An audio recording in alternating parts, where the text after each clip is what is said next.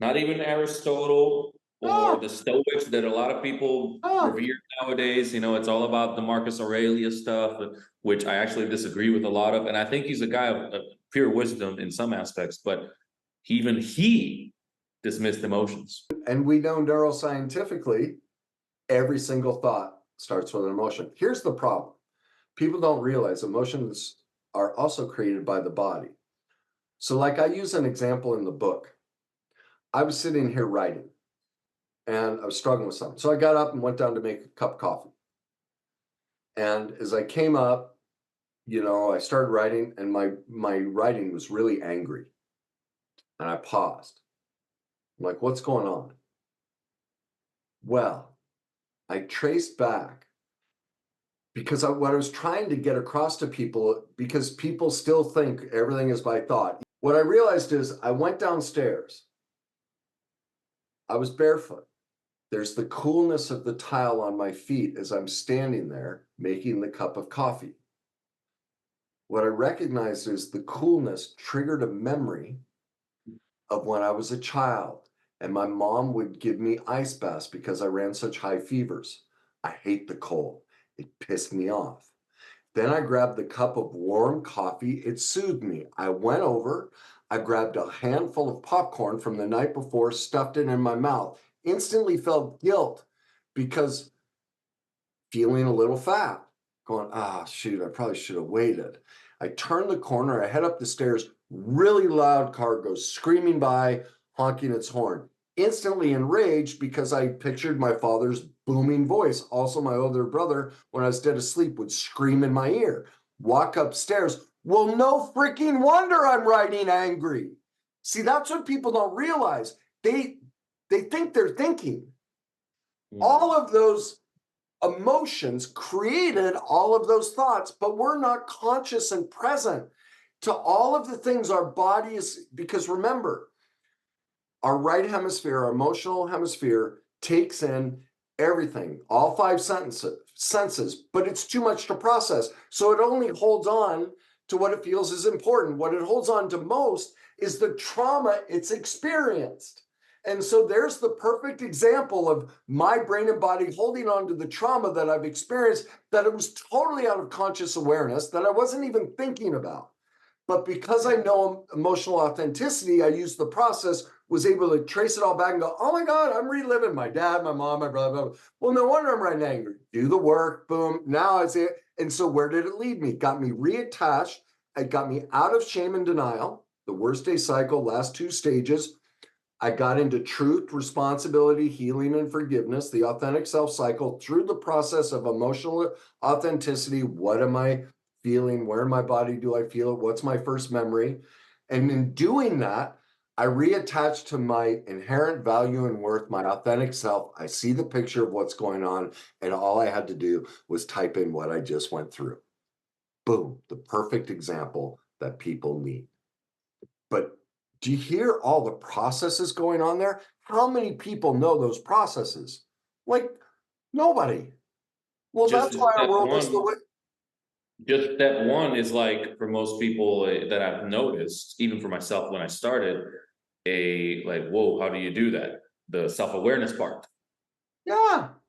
They wouldn't even think to trace their steps and they're so detached emotionally, they wouldn't know, they wouldn't connect the coolness of the tile on their feet to the ice baths or the guilt from the popcorn or the loud car to dad's voice. Like they don't have the depth and breadth and the specificity to their emotions to reconnect to themselves. They're detached from, well, that I've spent decades cataloging, using what am I feeling, where am my body. So now all those memories surface. I get present to it, then break it down. I create a new simulation concept and definition for them, and that allows me to reattach to myself. And so I don't act out of the past. Well, we don't know how to do that. Well, that's why I wrote the book.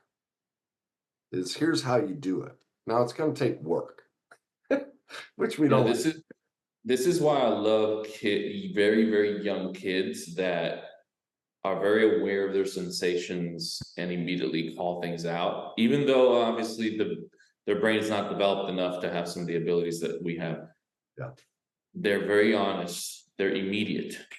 And some of those capabilities, have you noticed how they are? Yeah, and that gets stripped. That's the attachment authenticity bind. They find that's their authenticity being expressed, Yeah. and then their parents squash that.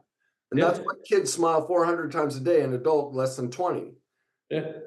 Because the parents, because of their own shame, they shame that. They squash it. And Yeah. that's where deception starts, right there. Parents don't know how to deal with it. And Yeah. so That's why I've noticed it's like we were born with this stuff. It's been stripped away for many of us. all of us. The natural element Yeah. of our existence. Yeah. Yeah. Well, I talk about that. Why is everyone afraid to change? Well, I mean, not very few of us remember this. But what happens when a child first starts walking? What do? Crawling and walking. Where do they go and what do? They just They go go to anywhere. their parent. They go anywhere. The stairs, the pool, like they're not afraid of anything, right? Mm-hmm. They just explore the world. Well, what happens when they explore? What do parents do? Stop. Don't go there. Don't touch that. The parent is scared to death, has never dealt with their shame core, their fear core. So instead of from a calm, measured, emotionally balanced place, come over and and scoop the child up, they bam, shame, anger, fear, over and over. And so now we're adults. Someone comes along and lays out a process, and we go, oh my God, change. Boom.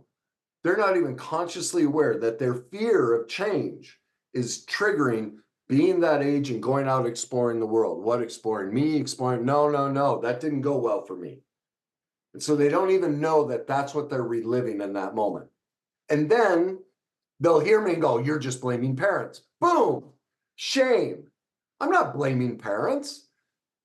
Look, we're human. But see, do you see? So it's like everything, it just goes right back to shame and denial. Shame and denial, left hemisphere, gonna double down on its falseness and now make itself the victim that I'm blaming parents. Like, it's just a never-ending loop. You know what's interesting, Kenny? I went on a trip on Disney recently, Disney World, because I used to love that place when I was a child. And as an adult, I think, especially doing this journey, you see things differently, especially with the awareness, not just of yourself, but your environment and those around you. And I noticed as I was walking and witnessing, the multitudes of people, the duality, because it's the happiest place on earth described as that, right? And they're all miserable.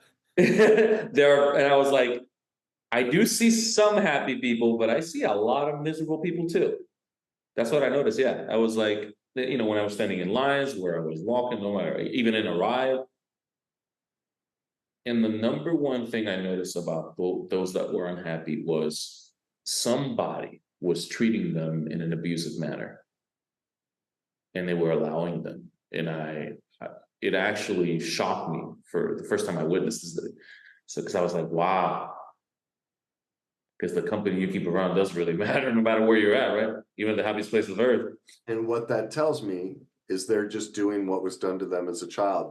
They were abused as a child, and they picked a partner, and they're just reliving it. They're stuck. Yeah.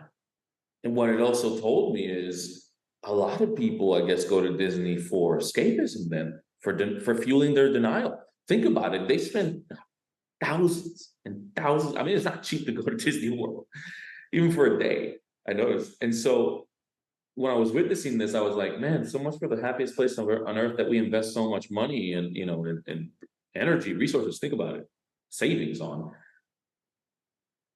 Like, but as I look at them, I can also see in their face how, for many of them, it's like all they live for. It's like the reason they saved all this money all year to then enjoy for these 2 weeks. And then they're having this experience. And then their face also shows, or maybe even their body, through their health shows that they're about to They're maybe enjoying this, but they're about to get back into the grind and the life that they don't really like. So, it's been eye-opening to witness this with whole families. And I say duality because I did also see the other side. As I was standing in line, I saw a grandma holding a child, no more than like 2, 3 years old, crying incessantly, loudly. And she was so calm, so loving. I was right behind her, so chill. And that I was like, I had to acknowledge it and tell her, I was like, you are just an angel for that child. And she's like, oh, it's what grandmas do. And I was like, man, it is so beautiful to see this. And I think for me, it was even a part of my growth in my journey to see both sides. Because I think when we're facing denial, my experience has been that and I've seen it in others too, that's why I mentioned it, that it's easy to all of a sudden get into just seeing then the denial in others, the wrongdoings, the negative, and that's when blaming and criticizing starts to want to take on a more prominent role in our everyday life. But this duality has now introduced me to, okay, all the colors of the rainbow. Look at the good, look at the not so good, look at the Yeah, because beautiful, look at denial the works ugly. in the opposite too.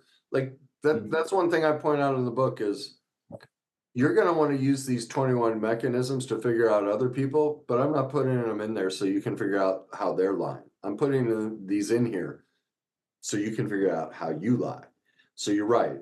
The key is to quit spending so much time blaming them and making them the bad one, and instead get into truth, take responsibility, and look at how you're doing this yourself. Now, the other thing about denial and self-deception is, remember, judgment, blame, and criticism is about us, but so are compliments, praise. The positive is about us as well.